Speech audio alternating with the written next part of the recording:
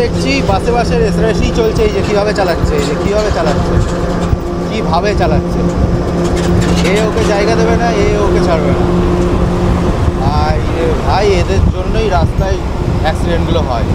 আর আরেকজন ভদ্রলোকের ড্রাইভিংও আমি দেখাবো। আমার পাশে একটা নেক্সন ড্রাইভ করছে, একজন নতুন মডেল।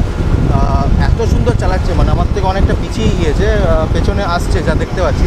সামনের বাসটা কিভাবে যাচ্ছে, মানে মনে হচ্ছে লোকজন মেরেই ফেলবে। রাস্তার পাশে যে লোকজন আছে সেইগুলোকে মানে উপেক্ষাই করছে না, যে মানে লোকজনের অ্যাক্সিডেন্ট হয়ে যেতে পারে বা কিছু। ও কোনো রকমে বার করে যাবে। রাস্তার এই ফুটপাতে নামিয়ে দিয়েছে, ভাবুন। ও ওভারটেক করবে বলে লরিটাকে, এই পাশে এই যে ব্যারিকেডগুলো করা রয়েছে তা আগে যাবে বলে রাস্তার এই ফুটপাতে নামিয়ে দিয়েছে। তখন ক্যামেরাটা হুট করে বার করতে পারলাম না। এর চালানো দেখে আমি তো মনে হচ্ছে মানে এরকম ড্রাইভার পেলে এর থেকে 10 হাত দূরে থাকা ভালো, যেভাবে গাড়ি চালাচ্ছে।